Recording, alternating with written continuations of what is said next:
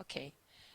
Professor Volkmar, what are the more frequent questions or complaints parents have about their children?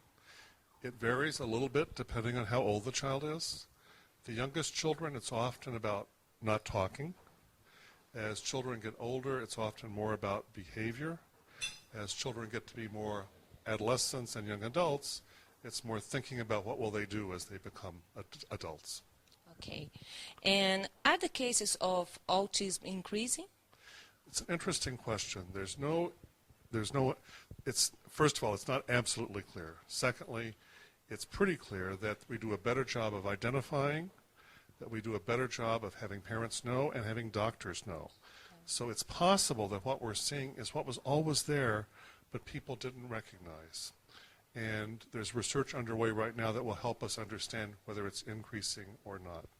Oh, okay. And the American Psychiatric Association developed the Diagnostic and Statistical Manual of Mental Disorder, and now it's in the 4th edition. Correct. They are preparing the 5th edition, and you are the coordinator of the Autistic chapter of it. From the 4th, not the 5th. The 4th, okay. But you know the changes that probably will come. Okay. And what are the main changes likely to be made in the new version? So the main thing is, which is in some ways is a good thing, is they're changing the name to autism spectrum, so not just autism, so that's good. I think the things that are not so good is that autism spectrum ends up meaning very strict autism. So it's a little misleading. And also they want to eliminate, for example, Asperger's, what today we would think of as autism spectrum.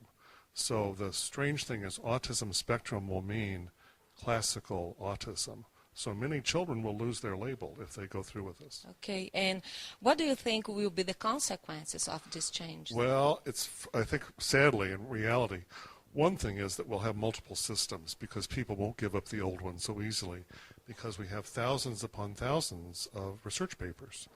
Also, I think for children who need service, losing the label doesn't mean they don't need service. They'll still need service. So I think it may be muddled for quite a while, and that we'll probably have several systems that will be used simultaneously.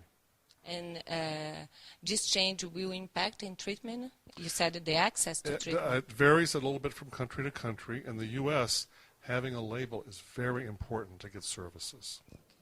And talking about different countries and different cultures, considering that patterns of socialization is different from culture to culture around the world, how can they interfere with the development of an autistic children? It's interesting. My experience, and I've seen children from, I think, every continent but Antarctica, the children look remarkably the same in terms of autism. What's different is how the culture thinks about intervention. So, for example, Italy, for many years, the notion was you don't mess with children, don't bother children, let them do their own thing. The trouble is, so that's in some ways it's a very libertarian, it's a very free philosophy, but then that also means you don't help children learn when they don't want to learn. And they really do need to learn because they have to cope with the world. Of course. Okay. And the research by the Mind Institute has confirmed the existence of 2 biological types of autism. And what is the meaning of these results for the treatment? So the recent Mind Institute study really suggested that environmental factors might be stronger than we thought. Now you have to keep in mind 2 things. One is that we've always known that there's some role of environmental factors, but it has seemed much less than genetic ones, interestingly. The other thing to keep in mind is it's only one study, and it's the only study of many that's found this. So you always are a little skeptical until others find it. And what are the implications for treatment considering these both types? Well, the question again is, are there really both types? Because is it really, first of all, will this hold up?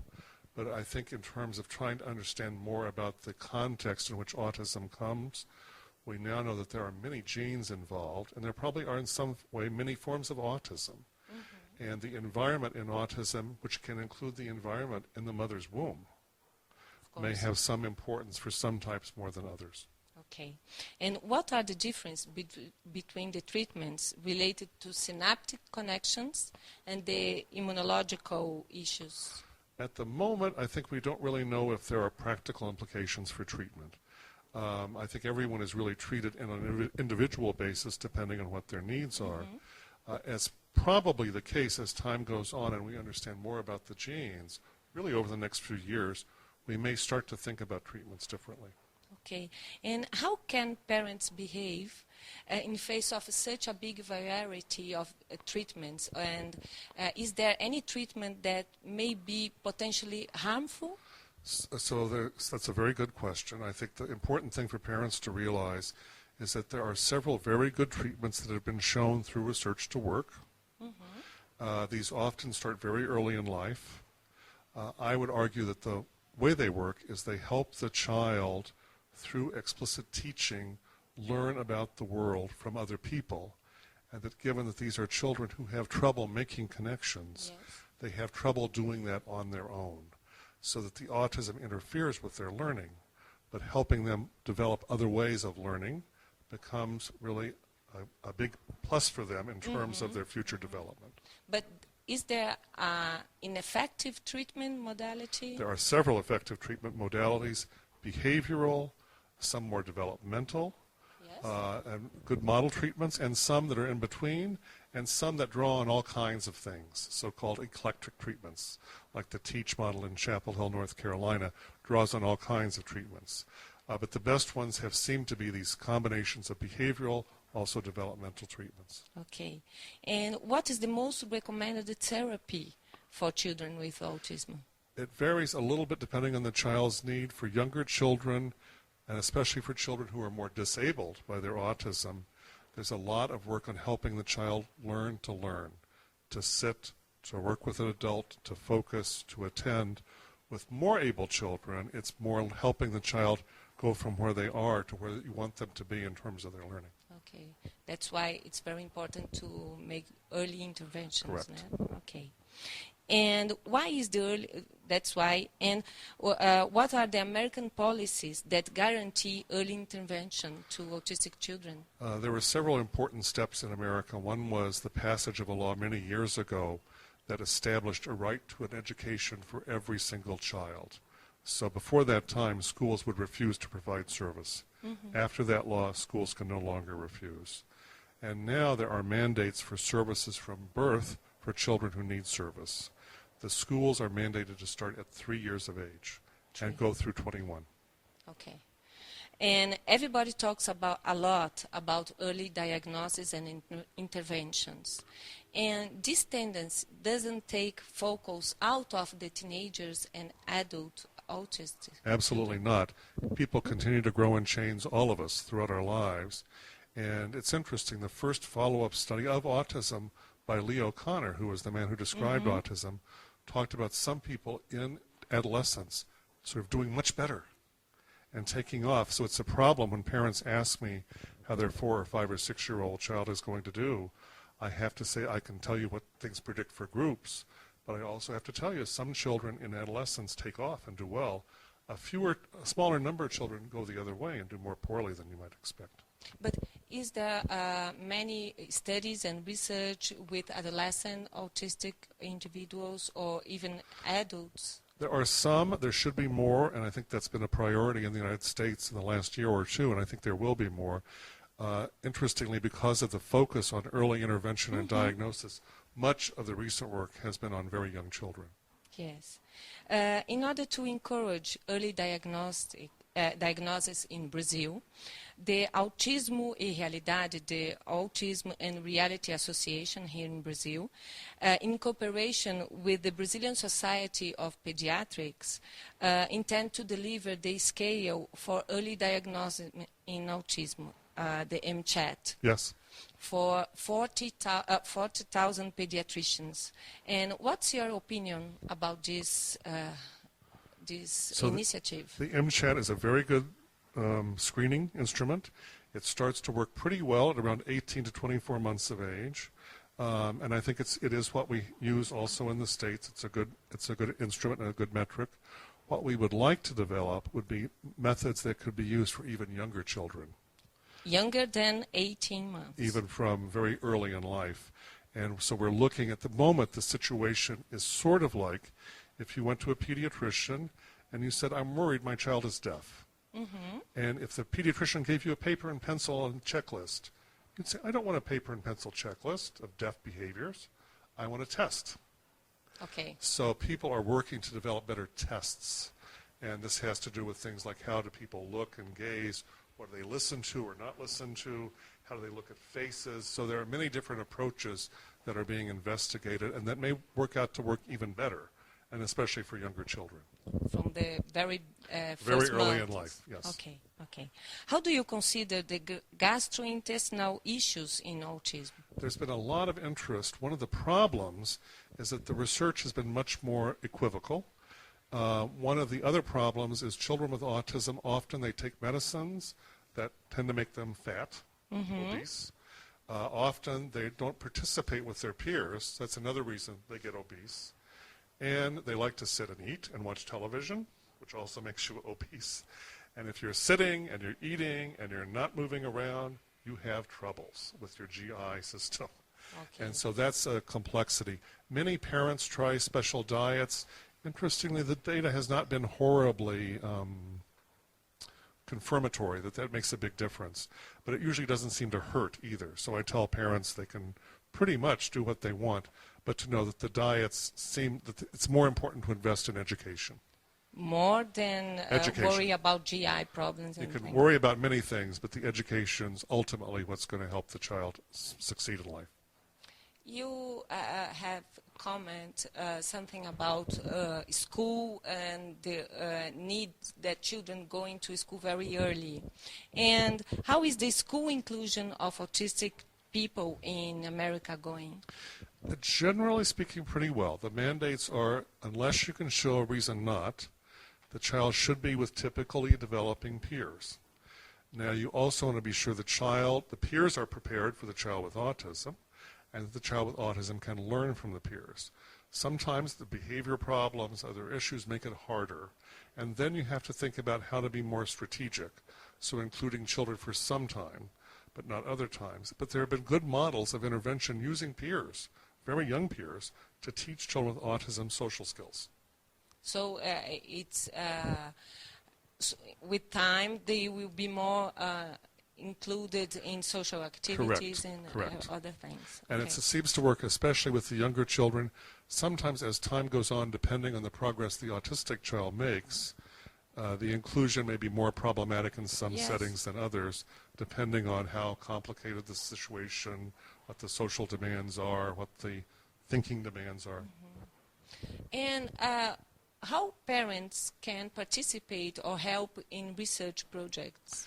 Parents can help in several ways. First of all, they can encourage the government to help support research, training of clinicians and researchers, and they can investigate getting involved in research projects. And I know there are several going on here in São Paulo. Oh, yeah, good. And what are the essential attitudes in health treatment and education of autistic teenagers and adults? I think you want to have a vision of where the child is going. So to know some children may go to college, more and more children are going to college, that's wonderful. Some children go to more vocational schools, some children are doing other kinds of jobs. You want to start thinking in high school about what kinds of jobs would be a good fit for this child. Usually for children on the autism spectrum, it's less social and more, not necessarily isolated, but more structured, so computer-related things are often very good. On the other hand, not selling life insurance or cars. Okay, not so not in very in many situations with human relationships. Or thinking about ways to make the human aspect simpler. Okay. So the computer is fine because it's not as complicated, but you can still be on email. Great. And in your opinion, what kind of investments should Brazil making have in mind results in near future? So I think one of the big issues is thinking about people. people who can provide services, people who can help teachers, people who can help parents. And every country has a somewhat different system of this. And I don't know Brazil's well enough, but I think one thing to invest in for sure is people. People. People. Training people. Training people, doctors, training teachers, and thinking about ways to be cost-effective and smart in terms of using your money. Working also together with school system. Working with schools and with parents. Parents are also very important because the teachers come and go, the doctors come and go, the parents and siblings stay. And one of the problems in autism is children learn things in isolation. Yes. They tend to learn things in very discrete ways, and that's a problem. And we want parents to be involved and siblings because they can show the child the same math they learn in class in school they use when they go to McDonald's or to Burger King or whatever the Brazilian equivalents. I think there are both here. Yes. But that it works in all those places, and the child on his or her own may not make that connection. So family in the first position, Family. and then school Yes. and others. Okay. And let's talk about risperidone. Yes? Parents are very much afraid of this medication, at least here in Brazil. And you made part of a group that carry out a long research on autistic children. And the medical follow-up lasted almost 3 years. Correct. Yeah. What have you concluded? Risperidone for selected children for some behaviors, so agitation, some of the mannerisms, the unusual movements that interfere, is effective within 2 weeks in the best kind of scientific study, which is a double-blind, placebo-controlled study. It has side effects, as do all medications. The main side effect is weight gain. It directly stimulates appetite. On the other hand, it's very effective as a medication, and even after it stops, often the effect seems to continue. There are also more and more medications in the U.S. Risperidone is one of several medications now that have been approved. I don't know how many have been approved in Brazil, but risperidone does have some side effects, but for children where the trade-off is at least temporarily more appetite and weight gain versus horrible behavior, you might be willing to take the weight gain. So besides the side effects, it's possible to control the side effects and have to some extent, good yes. results. We do have some children who gain weight, and then it's hard because, again, these are children who are not very active. So putting the weight on is easier than taking the weight off. Okay. And your line of research includes the cooperation with schools. Correct. And do you believe that these cooperations may help to increase the adherence to treatment and also the cooperation of teachers and school with the treatment? I think so. And I think the nice thing about teachers is teachers have gone into teaching because they want to teach. Yes. And to help for them to understand ways, and some of these ways are very simple once you point it out to them, ways that they can be more effective in teaching. You get an alliance with the teachers, and they can do a great job. So it's also important to work with teachers. Absolutely. Okay. You have also devoted yourself to studying autistic children prospectively. Yes. And do these studies include adults? Yes. Yes. And what are the results? The with short adults? version of an interesting long story is that things are improving with early diagnosis and intervention, at least in the U.S. and Great Britain. There are more and more people living independently. There are more and more people as adults going to college, which is fantastic. And it's been a major change, and it seems to be continuing to change. And that's one of the reasons why the early intervention seems to be so important. Again. Okay. And can you tell about comorbidity? What is comorbidity? Comorbidity is a complicated idea, but the simple part of it is it's having more than one problem. And so the idea is you have autism and something else.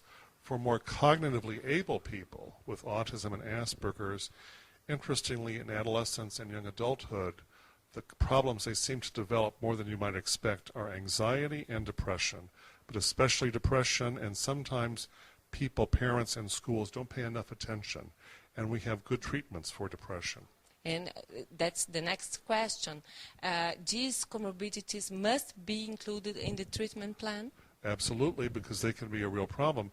I know of children who apparently have committed suicide, and they were complaining of being depressed, but people weren't paying enough attention to them. So it must be an important part of the treatment. Correct. Yeah. Okay. A common anguish among parents is how and when to tell their children they are autistic. What you recommend? It's a little like what my grandmother used to say about baking her sponge cake. You have to decide that it's done but not burned. So the timing is critical. And if the child starts to notice differences, you should talk about what the differences are. You may or may not choose to talk about a word like autism or Asperger's, but you can validate for the child what he or she sees. And as time goes on, there are some excellent resources not only to talk to children about autism, but also brothers and sisters. The siblings also. So we have to wait until the child notice that there's something different. Usually, but again, be sensitive to the needs of the individual child. Okay.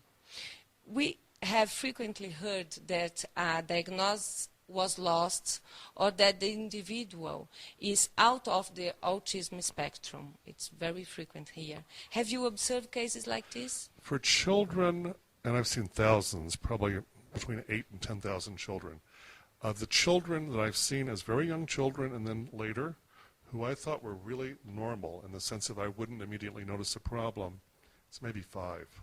So it's not common. More commonly, children do very well, and they have a little bit, ideally, of social oddity, or they talk in unusual ways. One of the unusual things about autism is often the musical part of speech, which we call prosody in English, is off. So people talk like robots, or they talk very loud like robots, and they fail to inflect their speech. And that's something interestingly that babies learn before they say their first words, if they're typically developing. Often that persists in more able people, or odd little things, or odd interests. But that's the ideal outcome. Okay. And has the Journal of Autism already published specific papers that are available internet resources? There are some, the Journal of Autism is online. It has many papers in it that come out every month. And there are some recent papers on internet resources in autism. And I would just warn you that when you type, at least last month when I looked, if you type autism into Google, you get 17 million hits. And how to select those that are more... That's a problema. Problema. So, and even the top 100, be wary of people selling you things. Be wary of people promising cures. The simple cure, and people are very good at giving the appearance of they're well motivated, they're not making any money, it's a nonprofit, but send us your money anyway. Often the best sites to look at are government websites. Government. At least in the U.S., so in IMH. But in the U.S., it's government websites and EDU websites in the States, because those are universities where people do research, and so they're a little more balanced. We have a website I can give you to put on your website. We go through and have lists of resources. We probably have 30 pages of books and other kinds of things. Let me explain my comment. Our country has neither awareness nor tradition in assisting autistic people.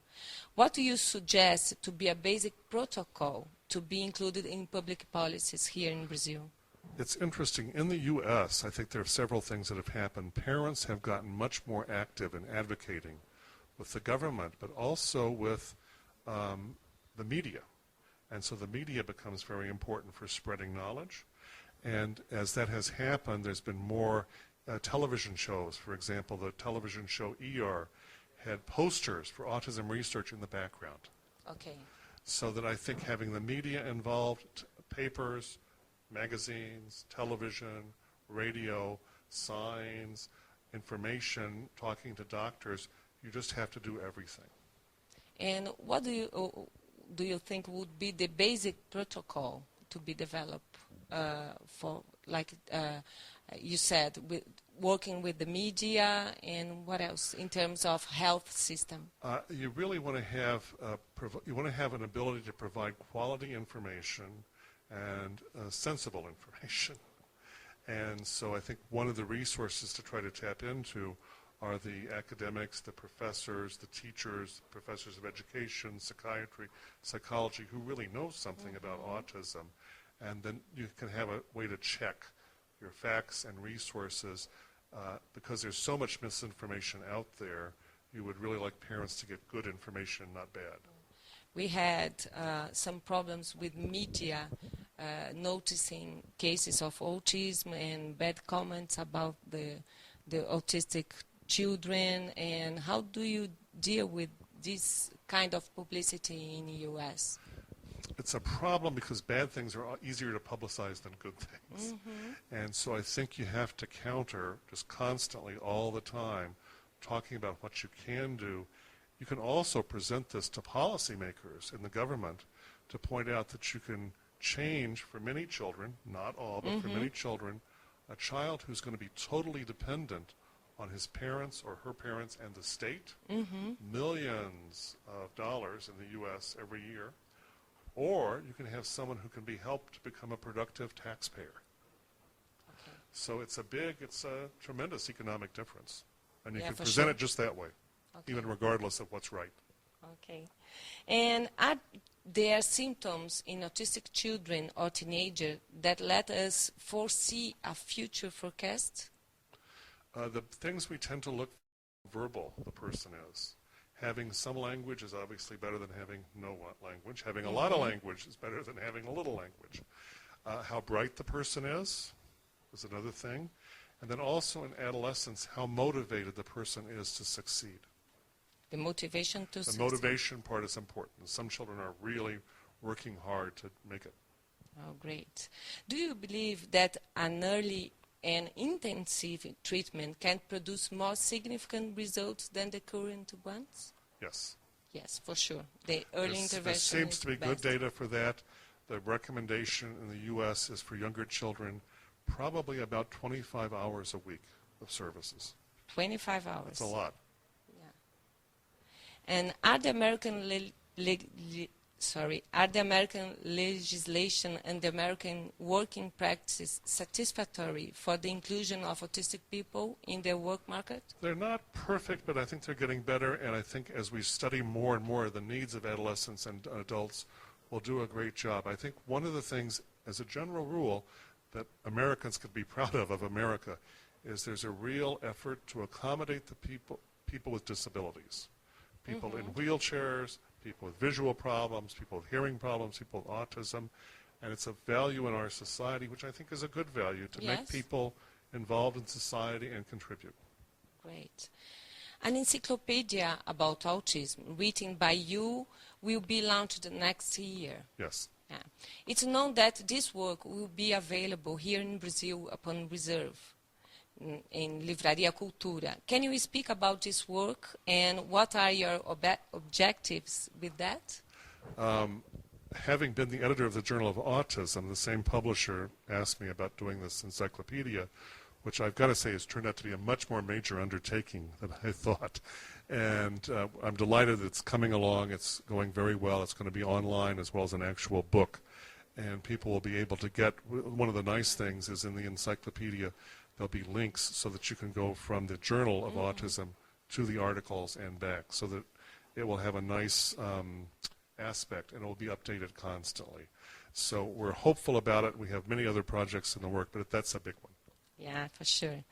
And considering your experience with autism, do you think it's possible to have a cure in the near future? It's a very exciting time to be involved in autism research. For the first time, intellectually, we see the potential for bringing the brain and genes and behavior together. We're developing much better models in animals. The complexity in autism, it looks like there are multiple genes, so we're having tracked down each gene. But as this gets done, I think there's going to be much more excitement about looking to apply this in a potentially very important way. Oh, great. And in order to resume all this conversation, yes. And what if you have to give only one advice for parents of autistic children, what would it be? Be informed consumers. Know what you're getting into. Know a little bit, talk to other parents, find out information, find out who can be helpful, find out about good resources. But don't just spin your wheels, but try to be focused and focus on your child. And get in contact with other parents. Correct. Okay. Thank you very much, Thank you. Professor Volkmar.